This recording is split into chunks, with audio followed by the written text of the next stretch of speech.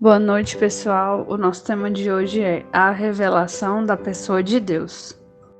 Deus, por amar o homem, que criara, homem e mulher, abençoou-os e ordenou-lhes serem fecundos, se multiplicarem, encherem e dominarem a terra. O Senhor também lhes disse que poderiam comer livremente das árvores do jardim, exceto da árvore do conhecimento do bem e do mal.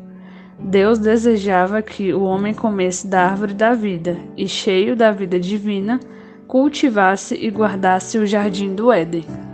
Porém, Adão falhou e, da pior maneira possível, descobriu que não é algo pequeno desobedecer à palavra de Deus. Aprendeu que Deus não tolera o pecado. Por sua desobediência, o homem caiu em maldição e recebeu seu castigo. Foi expulso do jardim do Éden e o caminho da árvore da vida lhe foi vedado. A terra foi amaldiçoada, e daquele momento em diante, Adão obteria o pão mediante o suor de seu rosto. E à mulher se multiplicariam os sofrimentos da gravidez, e em meio a dores daria à luz. Adão conhecia a Deus, entretanto, por agir contra o seu falar, foi privado de sua presença e suprimento, seja por meio de experiências de vitória ou fracasso. Cada filho de Deus o conhece de uma forma específica, pessoal e gradual. Portanto, não desanime, mesmo diante dos fracassos, prossiga em conhecer intimamente o Senhor. No livro de Gênesis, capítulo 4, vemos o relato do primeiro homicídio. Caim matou Abel, seu irmão. Por isso foi expulso da presença de Deus. Esse fato revela o caráter do Senhor e nos ajuda a conhecer ainda mais a sua pessoa. Deus abomina o pecado e se aborrece da violência. Por meio desse relato, percebemos subjetivamente a pessoa de Deus. Os homens se multiplicaram, bem como a sua maldade e seu mau desígnio. Deus se arrependeu de ter feito o homem e decidiu exterminá-lo com as águas do dilúvio, poupando apenas Noé e sua família. Mais uma vez, vemos que Deus se aborrece de toda a maldade, pois é um Deus de amor, de bondade e de misericórdia. Assim, iniciou-se uma nova etapa na história da humanidade. Todavia, cerca de 300 anos após o dilúvio, segundo a Bíblia, já não havia na terra quem buscasse o Deus verdadeiro. Todos os homens tornaram-se idólatras e edificaram templos, os chamados zigurates, na Mesopotâmia, onde adoravam e sacrificavam a outros deuses, e não havia altar para o Senhor. Diante disso, Deus chamou Abraão, e seu chamamento veio acompanhado de provações, a fim de aperfeiçoá-lo. Portanto, não estranhemos os sofrimentos e as provações, pois não são para nos reprovar, e sim para aprovar a nossa fé. Quando houve fome na terra, Abraão desceu ao Egito. Ali foi envergonhado. Entretanto, Deus tinha um propósito em sua vida. Por isso o abençoou. Abraão enriqueceu-se e voltou para Canaã com escravos, ovelhas, gado, ouro e prata. Também Ló, seu sobrinho, prosperou por acompanhar Abraão. E a terra já não podia sustentá-los, para que habitassem juntos, pois possuíam muitos bens. Ló então apartou-se de Abraão, e seu fim foi lamentável. Em Sodoma, Ló foi poupado por Deus quando a cidade foi destruída, mas acabou caindo em degradação. Na igreja temos uma só obra e conseguimos conviver juntos, não tendo cada um em vista o que é propriamente seu, senão também cada qual o que é dos outros. Podemos testemunhar: como é bom e agradável viverem unidos os irmãos.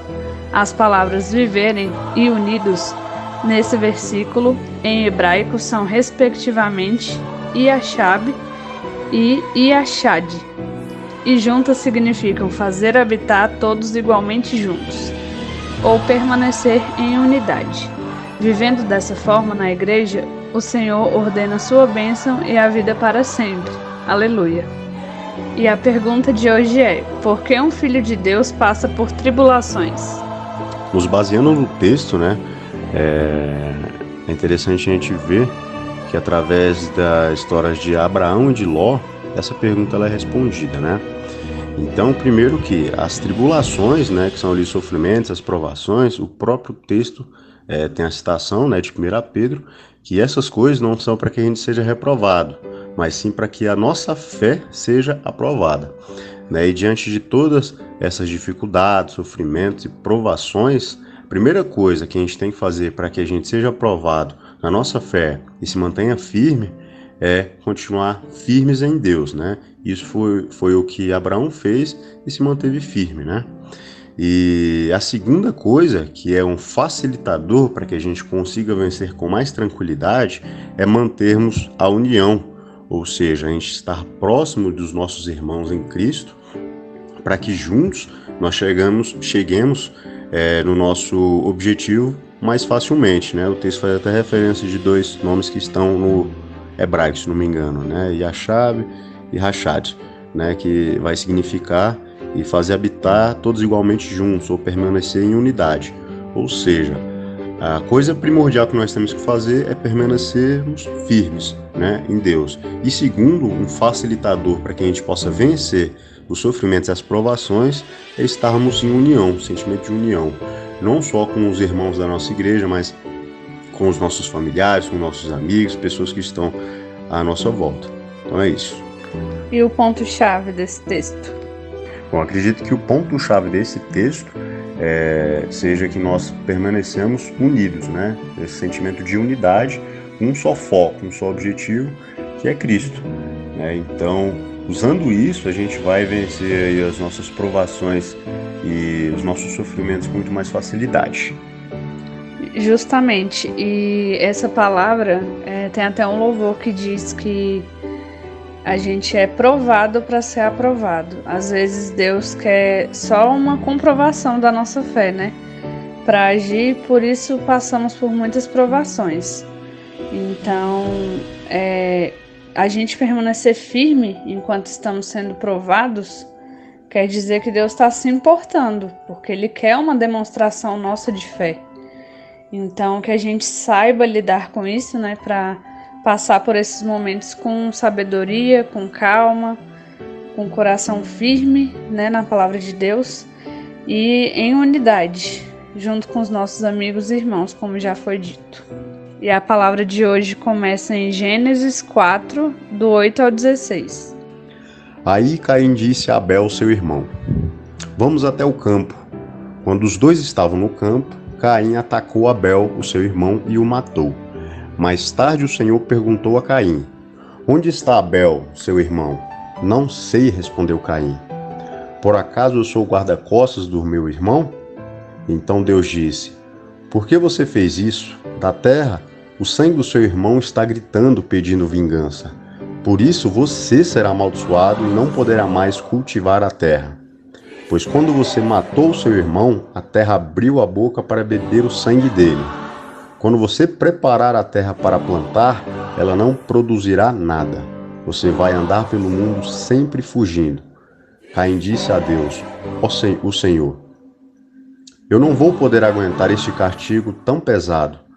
Hoje tu estás me expulsando dessa terra. Terei de andar pelo mundo sempre fugindo e me escondendo da tua presença. E qualquer pessoa que me encontrar vai querer me matar. Mas o Senhor respondeu: Isso não vai acontecer. Pois se alguém matar você, serão mortas 7 pessoas da família dele como vingança. Em seguida o Senhor pôs um sinal em Caim, para que se alguém o encontrasse, não o matasse. Então Caim saiu da presença do Senhor e foi morar na região de Nod, que fica a leste do Éden. Próxima palavra em Gênesis 12, do 1 ao 20. Como esse foi o capítulo inteiro, será dividido em 3 imagens. Certo dia o Senhor Deus disse a Abrão: Saia da sua terra, do meio dos seus parentes e da casa do seu pai, e vá para uma terra que eu lhe mostrarei. Os seus descendentes vão formar uma grande nação. Eu o abençoarei e o seu nome será famoso, e você será uma bênção para os outros. Abençoarei os que o abençoarem e amaldiçoarei os que o amaldiçoarem. E por meio de você eu abençoarei todos os povos do mundo. Abrão tinha 75 anos quando partiu de Harã, como o Senhor havia ordenado. E Ló foi com ele. Abrão levou a sua mulher Sarai e seu sobrinho Ló, filho do seu irmão e todas as riquezas e escravos que havia conseguido em Harã. Quando chegaram a Canaã, Abrão atravessou o país até que chegou a Siquém, o lugar santo, onde ficava a árvore sagrada de Moré. Naquele tempo, os cananeus viviam nessa região. Ali o Senhor apareceu a Abrão e disse: Eu vou dar essa terra aos seus descendentes. Naquele lugar, Abrão construiu um altar a Deus, o Senhor, pois ali o Senhor havia aparecido a ele. Depois disso, Abrão foi para a região montanhosa que fica a leste da cidade de Betel e ali armou o seu acampamento. Betel ficava a oeste do acampamento e a cidade de Ai ficava a leste. Também nesse lugar, Abrão construiu um altar e adorou o Senhor. Dali ele foi andando de um lugar para o outro, sempre na direção sul da terra de Canaã. Naquele tempo, houve em Canaã uma fome tão grande que Abraão foi morar por algum tempo no Egito. Quando ia chegando ao Egito, Abraão disse a Sarai, a sua mulher: Escute, você é uma mulher muito bonita, e quando os egípcios a virem, vão dizer: Essa aí é a mulher dele. Por isso me matarão e deixarão que você viva. Diga então que você é minha irmã. Assim, por sua causa, eles me deixarão viver e me tratarão bem. Quando Abrão chegou ao Egito, os egípcios viram que Sarai, a sua mulher, era de fato muito bonita. Alguns altos funcionários do rei do Egito também a viram e contaram a ele como era linda aquela mulher. Por isso ela foi levada para o palácio do rei. Por causa dela, o rei tratou bem Abrão e lhe deu ovelhas, bois, jumentos, escravos, escravas, jumentas e camelos. Mas por causa de Sarai, o Senhor Deus castigou o rei e a sua família com doenças horríveis. Por isso o rei mandou chamar Abrão e perguntou: Por que você me fez uma coisa dessas? Por que não me disse que ela era sua mulher? Você disse que ela era sua irmã, e por isso eu casei com ela. Portanto, aqui está a sua mulher, saia daqui com ela. Então o rei deu ordem a seus guardas e levaram Abrão para fora do Egito, junto com a sua mulher e com todas as coisas que eram dele. Próxima palavra é em 1 Pedro 1, 6 e 7. Alegrem-se por isso, se bem que agora é possível que vocês fiquem tristes por algum tempo, por causa dos muitos tipos de provações que vocês estão sofrendo. Essas provações são para mostrar que a fé que vocês têm é verdadeira. Pois até o ouro, que pode ser destruído, é provado pelo fogo, da mesma maneira a fé que vocês têm, que vale muito mais do que o ouro, precisa ser provada para que continue firme. E assim vocês receberão a aprovação, glória e honra no dia em que Jesus Cristo for revelado. Glória a Deus por essa palavra. E a nossa leitura com oração de hoje é em Salmos 133, do 1 ao 3. Ó, como é bom e agradável viverem unidos os irmãos. Ali ordena o Senhor a sua bênção e a vida para sempre. Então a palavra hoje, ela nos trouxe muitos lembretes, né? Para que a gente lembre, primeiramente, que o Senhor abençoou todos os povos por meio de Abraão. Então, que no meio das provações nós lembremos disso. E que as provações, elas realmente servem para que a gente se lembre de exercitar a nossa fé. Esse último versículo de 1 Pedro explica muito bem isso, que mesmo o ouro, né, ele precisa ser provado pelo fogo, e compara que a nossa fé, ela é muito mais valiosa do que o ouro. Então Deus, ele vê isso de uma forma diferente. E ele fala na Bíblia que a gente deveria se alegrar, mas pode ser que a gente fique triste em meio às provações, isso é natural. Deus já sabia disso, né, quando ele disse isso para nós ali na palavra.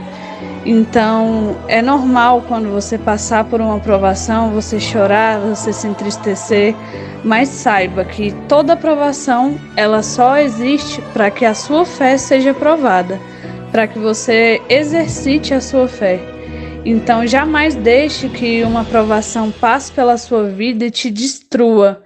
Jamais deixe que você não saiba mais o que fazer depois que tudo aquilo ali passar. Entenda que é para exercitar a sua fé. E eu desejo que cada um de vocês, quando vocês forem orar, não importa o que vocês estão passando, se é uma provação ou se não é, sempre estejam ali para pedir ajuda ao Senhor, para fortalecer a fé de vocês, que vocês nunca se esqueçam disso.